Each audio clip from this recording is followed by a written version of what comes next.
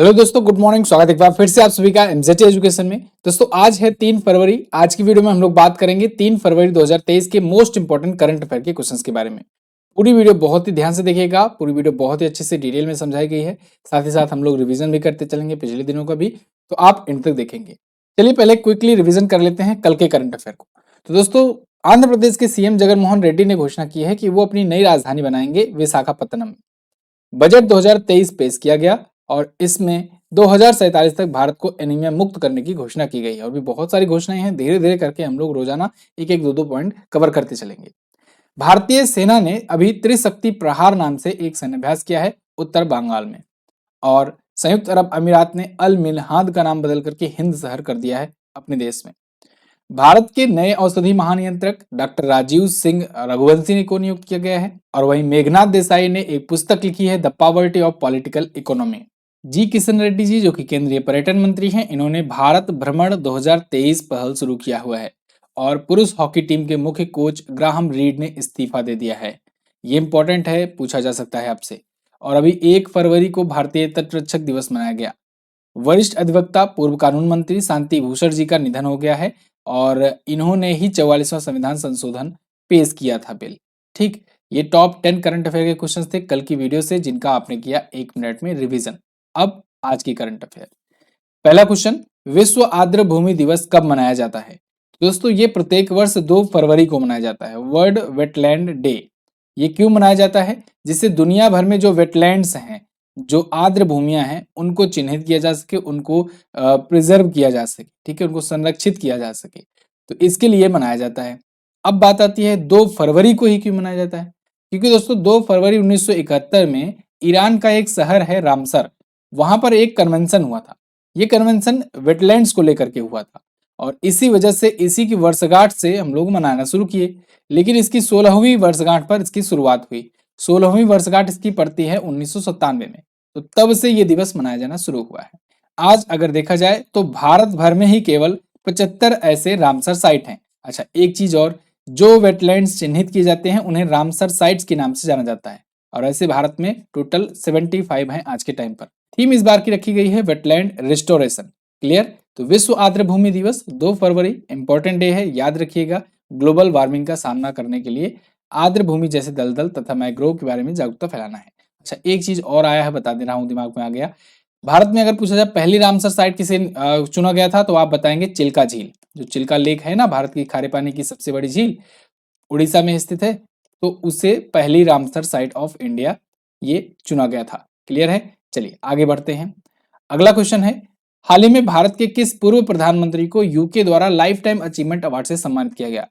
दोस्तों भारत के पूर्व प्रधानमंत्री डॉक्टर मनमोहन सिंह जी को अभी यूनाइटेड किंगडम में लाइफ टाइम अचीवमेंट अवार्ड से सम्मानित किया गया है। यहाँ पर आप आर्टिकल देख पाओगे, former PM Manmohan Singh conferred lifetime achievement honour in UK.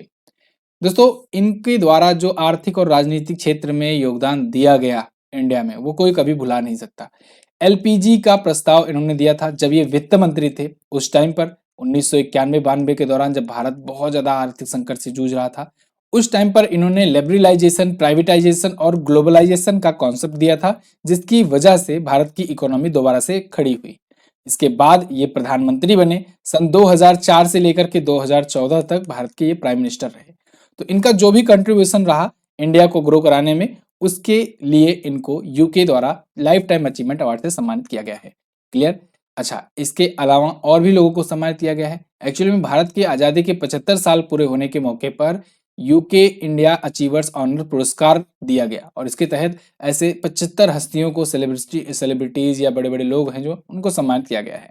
अब इनमें और भी लोग शामिल हैं, जैसे परिणीति चोपड़ा, राघव चड्ढा जो कि आम आदमी पार्टी के स्पीकर हैं, आधार पूनावाला, इनको तो आप जानते ही हैं, सीरम इंस्टीट्यूट ऑफ इंडिया के, अदिति चौहान, ठीक है, ये भारतीय खिलाड़ी है महिला। तो ये सभी को भी सम्मानित किया गया है, टोटल ऐसे 75 हस्तियों को। क्लियर? आगे बढ़ते हैं।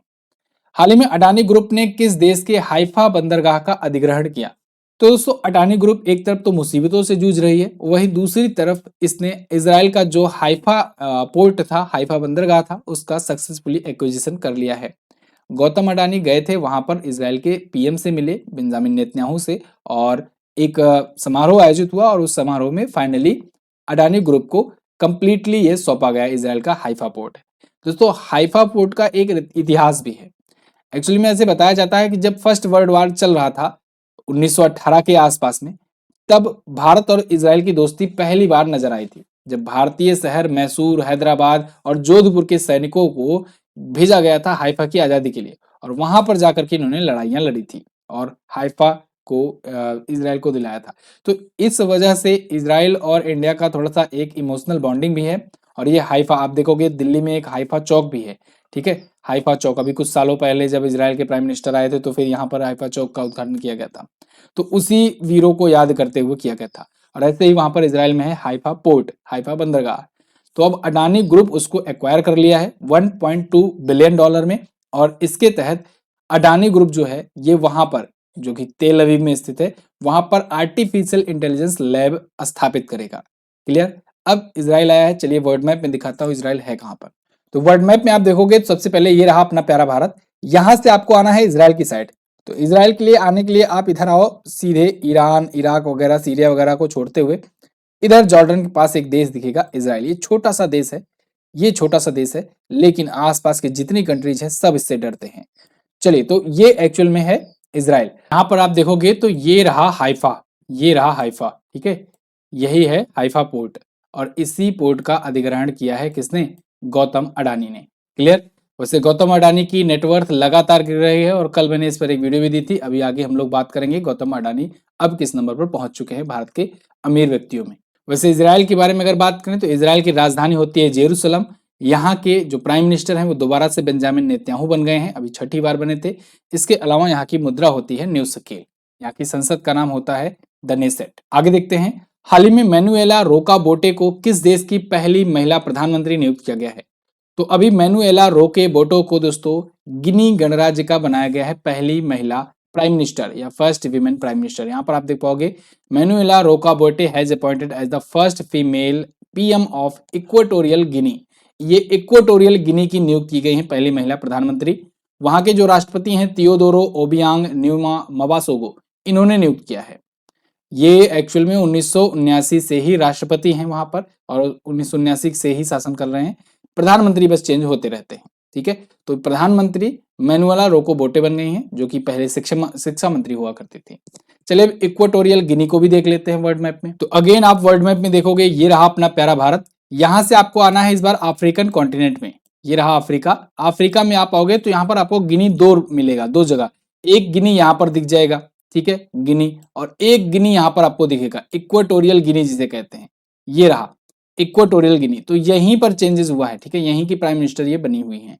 तो ध्यान रखिएगा दो गिनी है, एक इक्वेटोरियल गिनी है और एक इधर गिनी है, ठीक है। तो हम लोग बात कर रहे हैं इक्वेटोरियल गिनी की। इसकी कैपिटल होती है मलोबो और यहाँ की करेंसी होती है सीएफए फ्रैंक। क्लियर। आगे बढ़ते हैं, अगला क्वेश्चन, हाल ही में प्यूमा इंडिया का ब्रांड एम्बेसडर किसे बनाया गया? तो प्यूमा इंडिया ने अभी हरमनप्रीत कौर को भी अपना ब्रांड एम्बेसडर बना लिया है। हरमनप्रीत कौर आप सब जानते हैं भारतीय महिला टीम की ये कैप्टन है वर्तमान समय में। तो इनको बनाया है प्यूमा इंडिया ने अपना ब्रांड एम्बेसडर। प्यूमा जो है एक कंपनी है, स्पोर्ट कंपनी है, और इसने अभी रिसेंटली कुछ और ब्रांड एम्बेसडर बनाए हुए हैं, जैसे विराट कोहली और अनुष्का शर्मा को इसने अभी रिसेंटली बनाया था brand ambassador. KL Rahul, Kareena Kapoor, Sunil Chhetri, Yuvraj Singh, ये सब इसके ब्रांड एम्बेसडर हैं, ठीक है। तो आप ये मत सोचिएगा कि जब जैसे अभी नया कोई नियुक्त किया गया तो दूसरा ब्रांड एम्बेसडर हटा दिया गया, इसमें ऐसा नहीं होता। इसमें एक से ज्यादा खिलाड़ी या सेलिब्रिटी को ब्रांड एम्बेसडर नियुक्त किया जा सकता है।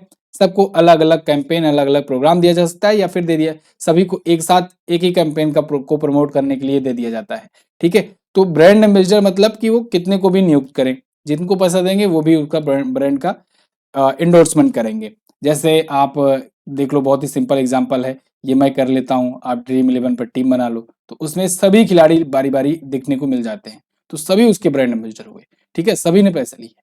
तो प्यूमा इंडिया जो है ये इन सब को भी अपना ब्रांड एम्बेसडर बनाया हुआ है, उसमें हरमनप्रीत कौर भी हैं। अब करंट अफेयर का रिवीजन सेगमेंट आ गया है, तो हम लोग रिवीजन कर लेते हैं आज फिर 10 क्वेश्चन का। तो अभी हाल ही में भारत और ऑस्ट्रेलिया के बीच में समुद्री साझेदारी अभ्यास एमपीएक्स ये पर्थ में ऑस्ट्रेलिया में आयोजित किया गया था। और मिथिला मखाना जो कि बिहार का एक प्रोडक्ट है, इसको जीआई टैग दिया गया। वैसे बिहार के मधुबनी पेंटिंग को भी जीआई टैग मिल चुका है। इसके अलावा आपको क्या क्या चीजें याद है बिहार के प्रोडक्ट जिनको जीआई टैग मिला है, आप कमेंट करके मुझे जरूर बताइए। नेशनल इंस्टीट्यूट ऑफ इम्यूनोलॉजी के निदेशक कौन नियुक्त किए गए? तो देबाशीष मोहंती नियुक्त किए गए हैं। अकाउंट एग्रीगेटर ढांचे का हिस्सा बन गया है सेबी, और अभी हिसार एयरपोर्ट का नाम बदल करके महाराजा अग्रसेन अंतरराष्ट्रीय हवाई अड्डा कर दिया गया है। इसके अलावा एशिया की सबसे अमीर महिला सावित्री जिंदल बनकर के आई हुई थी अभी। इंग्लैंड में भारत का नया उच्चायुक्त विक्रम दोराईस्वामी को नियुक्त किया गया। और वहीं डीआरडीओ ने भारतीय सेना के साथ मिलकर के VLSRSAM मिसाइल सिस्टम का परीक्षण किया है। इसके अलावा अडानी ग्रुप ने एनडीटीवी में अप्रत्यक्ष रूप से ऑलमोस्ट 29% का स्टेक हासिल किया था। इसके बाद ये स्टेक आगे बढ़ा भी, पूरी तरीके से अब एक्विजिशन हो गया है एनडीटीवी का अडानी ग्रुप के पास, ठीक है। और वहीं इलस्ट्रेटेड रिपोर्टिंग का पुलित्जर पुरस्कार पिछली बार मिला फहमीदा अजीम को। क्लियर? 10 क्वेश्चन आज भी हम लोग रिवाइज किए पिछले साल का। फिर से आगे बढ़ते हैं। हाल ही में गणतंत्र दिवस शिविर 2023 में किस राज्य के राष्ट्रीय कैडेट कोर के दल को प्रधानमंत्री का बैनर दिया गया है? तो प्रधानमंत्री का बैनर एक प्रकार से एक ऑनर होता है, और इसको महाराष्ट्र का जो एनसीसी है, महाराष्ट्र का जो नेशनल कैडेट कॉर्प्स है, उसने जीता हुआ है, ठीक है, प्रधानमंत्री का बैनर। यहाँ पर आप देख पाओगे Maharashtra NCC directorate wins prestigious PMs banner at R day camp 2023। R day मतलब हुआ रिपब्लिक डे का, तो रिपब्लिक डे पर इन्होंने ये जीता हुआ है, महाराष्ट्र का जो एनसीसी है उसने, ठीक है। और एयर विंग प्रतियोगिता में सर्वश्रेष्ठ निदेशालय, उड़ान में सर्वश्रेष्ठ स्क्वाड्रन, इन सब का भी अवार्ड इसे मिला हुआ है। वैसे अगर एनसीसी की बात करें तो आपको याद होगा, अभी कुछ दिन पहले ही बताया था मैंने कि प्राइम मिनिस्टर नरेंद्र मोदी जी ने इसके स्थापना दिवस के अवसर पर, इसकी 75वीं वर्षगांठ पर 75 रुपए का स्मारक सिक्का लॉन्च किया है, ठीक है। 75 रुपए का स्मारक सिक्का किस पर? एनसीसी पर। इसकी स्थापना 1948 में हुई थी, 75 साल कंप्लीट हुए थे इसी साल। नई दिल्ली में इसका हेडक्वार्टर है, और लेफ्टिनेंट जनरल गुरबीर पाल सिंह जी इसके महानिदेशक हैं। मोटो है एकता और अनुशासन एनसीसी का। आगे महाराष्ट्र आया है, तो महाराष्ट्र को जानेंगे। यहाँ पर आप देखोगे इंडिया के मैप में ये रहा महाराष्ट्र। यहाँ के जो सीएम है वो हैं एकनाथ शिंदे, शिवसेना पार्टी से। यहाँ के गवर्नर है भगत सिंह कोश्यारी। मुंबई और नागपुर यहाँ की राजधानियां हैं। लोनार झील, उपवन झील, शिवसागर, विहार, वेन्ना, ये प्रमुख झीलें हैं, जिसमें सबसे ज्यादा चर्चित झील है लोनार झील, जिसका रंग जो है गुलाबी हो गया था एक बार, इस वजह से ये चर्चे में आई थी, ठीक है, गुलाबी रंग की वजह से। और इसके अलावा भोर घाट, थाल घाट भी यहाँ पर है, अम्बा घाट है, लावड़ी, पोवड़ा, कोली, ये प्रमुख लोक नृत्य हैं यहाँ के। ये अपना बॉर्डर शेयर करता है गुजरात से, मध्य प्रदेश से, छत्तीसगढ़, तेलंगाना, कर्नाटका और गोवा से। क्लियर? महाराष्ट्र और गुजरात 1 मई 1960 को अलग हुए थे। यहाँ पर जिलों की संख्या 36 है, विधानसभा में 288 सीटें, लोकसभा में 48, राज्यसभा में 19 सीटें हैं। आगे मॉर्गन स्टैनली ने किसको भारत के लिए नया कंट्री हेड नामित किया? तो मॉर्गन स्टैनली ने अभी हाल ही में अरुण कोहली को भारत के लिए नया कंट्री हेड नामित किया है, नॉमिनेट किया है। आर्टिकल आप देख पाओगे, Morgan Stanley name Arun Kohli new country head for India. ये आए हैं संजय शाह की जगह पर। संजय शाह बहुत ज्यादा एक्सपीरियंस रखते हैं, लेकिन ये रिटायर हो रहे हैं, तो इनकी जगह पर अरुण कोहली को नियुक्त किया जाएगा। वैसे मॉर्गन स्टैनली के बारे में अगर बात करें तो ये अमेरिकी एक कंपनी है, एक बैंकिंग करने वाली कंपनी है। इसकी स्थापना 1935 में हुई थी। न्यूयॉर्क में इसका हेडक्वार्टर है, और इसके सीईओ हैं जेम्स पी गॉर्मन। कौन? James P Gorman. ध्यान रखिएगा, देखो मॉर्गन इसका नाम है बैंक का, लेकिन गॉर्मन इसके सीईओ हैं। आगे फोर्ब्स रियल टाइम मिलेनियर्स की सूची में भारत के सबसे अमीर व्यक्ति कौन बने? अब वो बन गए हैं मुकेश अंबानी। देखो एक टाइम पर अभी तीसरे सबसे अमीर व्यक्ति थे गौतम अडानी, और मुकेश अंबानी 10वें या 11वें स्थान पर चल रहे थे। लेकिन अभी कुछ हुआ, परिस्थितियां ऐसी बनी, हिंडनबर्ग की एक रिपोर्ट आई, और उसके बाद ताश के पत्तों की तरह ढेर हो गई गौतम अडानी की कंपनी। बहुत तेजी से स्टॉक गिर रहे थे। कल मैंने आपको इस पर एक वीडियो भी बना करके दी हुई थी। लगातार स्टॉक्स गिर रहे थे, मतलब 2800 के आसपास में शुरू हुआ था वीडियो बनाना। जब मैंने स्टार्ट किया तो 1800 के आसपास में स्टॉक्स थे, और वीडियो बनते बनते 1500 के आसपास में स्टॉक्स पहुंच गए थे। सोचो इतनी तेजी से गिर रहा था स्टॉक कल अडानी ग्रुप का। और आज हो सकता है मॉर्निंग में 1565 से, जब अभी है वर्तमान में, जब यहाँ से खुलेगा बाजार तो और भी नीचे डाउन जाएगा। तो गौतम अडानी, इनका शेयर लगातार गिरता जा रहा है। क्यों गिरता जा रहा है? क्योंकि इन्होंने एफपीओ वापस ले लिया है। ये सब क्या होता है, ये टर्म क्या होता है, इसको कल की वीडियो आप देखिए, छोटी सी वीडियो है 8 मिनट की, उसको आप देखेंगे तो बहुत ही बारीकी से सब कुछ समझ जाएंगे ये एक्चुअल में है क्या, क्या कारण था जिस वजह से एफपीओ उन्होंने वापस लिया, और क्यों उसके बाद से शेयर गिरने शुरू हो गए। फिलहाल यहाँ पर हम लोग बात करेंगे मुकेश अंबानी जो है ये इंडिया के रिचेस्ट पर्सन बन गए हैं, और वहीं गौतम अडानी पहुंच गए 16वें स्थान में। ठीक है। फोर्ब्स की यहाँ पर देखिए टॉप 10 की लिस्ट मैंने दे रखी है। एलन मस्क टॉप पर बने हुए हैं, तो इनके करीब तक पहुंच करके गौतम अडानी एकदम नीचे आ गए फिलहाल, और मुकेश अंबानी यहाँ पर हैं 10वें स्थान पर। ठीक, आगे बढ़ते हैं।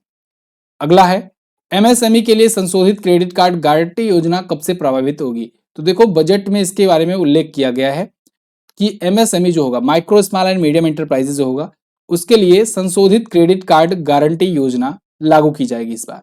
तो कोई भी बजट का अनाउंसमेंट है वो कब से लागू होगा, बजट का जब वित्तीय वर्ष शुरू होगा भारत का। तो वित्तीय वर्ष 1 अप्रैल से शुरू होता है। तो जब भी आपसे ऐसा क्वेश्चन पूछा जाए कि ये बजट में दिया गया है वर्णन, ये कब से लागू होगा, तो आप तुरंत बताएंगे अगला वाला जब से फाइनेंशियल ईयर शुरू होगा। 1 अप्रैल 2023 से अगला वाला फाइनेंशियल ईयर शुरू होगा, उसी टाइम से बजट का सारा घोषणाएं, सारी चीजें जो है लागू होनी शुरू हो जाएंगी।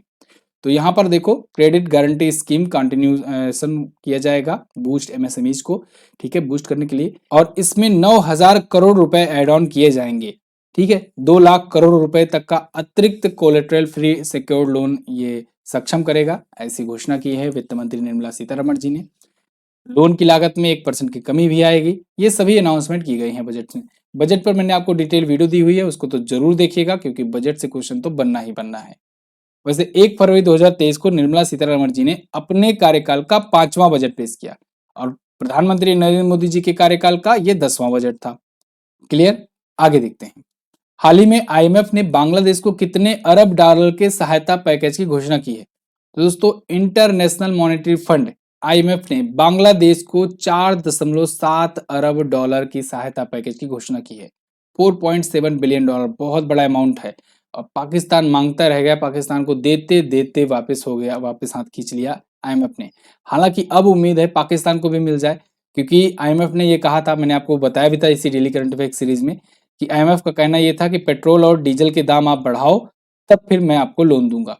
और हुआ भी यही, पेट्रोल और डीजल के दाम पाकिस्तान में 35 रुपए बढ़ा दिए गए अचानक से रातों रात।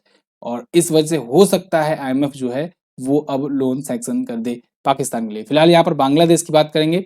4.7 बिलियन डॉलर बांग्लादेश ने ये सपोर्ट पैकेज प्राप्त किया है आईएमएफ से, इंटरनेशनल मॉनेटरी फंड से। इसमें 2 प्रकार से दिया गया है इनको। एक तो इनको विस्तारित क्रेडिट सुविधा या कहें ईसीएफ, जिसे एक्सटेंडेड क्रेडिट फैकल्टी और एक्सटेंडेड फंड फैकल्टी कहते हैं, इसके तहत इनको 3.3 बिलियन दिया जाएगा। इसके अलावा इनको फ्लेक्सिबिलिटी एंड स्टेबिलिटी फीचर्स के लिए आरएसएफ के जरिए 1.4 बिलियन और दिया जाएगा। तो ये 2 टाइप से ये टोटल ओवरऑल 4.7 बिलियन डॉलर सहायता पैकेज प्राप्त करेंगे। अंतर्राष्ट्रीय मुद्रा कोष के बारे में बात करें तो 1945 में इसकी स्थापना हुई थी। वाशिंगटन डीसी में हेडक्वार्टर है। अध्यक्ष हैं क्रिस्टलिना जॉर्जिवा। चीफ इकोनॉमिस्ट हैं पियरे ओलिवर गोरेंचस। और सेकंड या कहें डिप्टी प्रेसिडेंट है यहाँ की गीता गोपीनाथ, जो कि पहले मुख्य अर्थशास्त्री हुआ करती थी। वैसे गीता गोपीनाथ के बारे में अगर मैं बताऊं आपको, तो गीता गोपीनाथ अभी आईएमएफ की जो फार्मर चीफ इकोनॉमिस्ट रह चुके हैं, उनके लिए एक सम्मान में एक वॉल बनाई गई है। तो उस वॉल पर ये आने वाली भी इकलौती भारतीय हैं और इकलौती महिला भी हैं। चलिए, तो ये थे टॉप 10 करंट अफेयर के क्वेश्चन आज की वीडियो से। आई होप आपको वीडियो पसंद आई होगी, इन्फॉर्मेटिव लगी होगी। अगर वीडियो इन्फॉर्मेटिव लगती है तो प्लीज आप वीडियो को लाइक कर दिया करें, शेयर कर दिया करें, जिससे हमें भी सपोर्ट मिल सके। तो वीडियो को लाइक शेयर जरूर किया करो। और हाँ, लास्ट डे का क्वेश्चन आपसे मैंने जो पूछा था, भारत का वित्तीय वर्ष कब से कब तक होता है, तो 1 अप्रैल से 31 मार्च होता है। बहुत ही ईजी था। आप में से बहुत सारे लोगों ने बहुत सारी डिटेल भी लिखी हुई है इसके रिलेटेड। पेंच नेशनल पार्क भारत के किस राज्य में है, तो मध्य प्रदेश में है। आज आपको क्या बताना है, आज आपको बताना है हाल ही में जारी बजट 2023 अमृतकाल का कौन सा बजट था। इसके अलावा भारत के किस संविधान संशोधन को लघु संविधान के नाम से जाना जाता है। दोनों क्वेश्चंस के बारे में जो भी पता हो डिटेल में जरूर आंसर कीजिएगा। और हाँ, इससे रिलेटेड भी अगर कुछ जानकारियां हैं आपके पास तो आप उन्हें भी राइट डाउन कीजिए। इस वीडियो के क्विज और पीडीएफ आपको फ्री में मिलेगी एमजेटी ऐप पर, आप वहां से जाकर प्राप्त कर सकते हैं। मंथली वाली वीडियो भी आ चुकी है, आप लोग जाकर के चैनल पर वो भी देख सकते हैं। बहुत बहुत धन्यवाद यहाँ तक वीडियो देखने के लिए। मिलेंगे अगली वीडियो में, तब तक के लिए नमस्कार, जय हिंद, वंदे मातरम।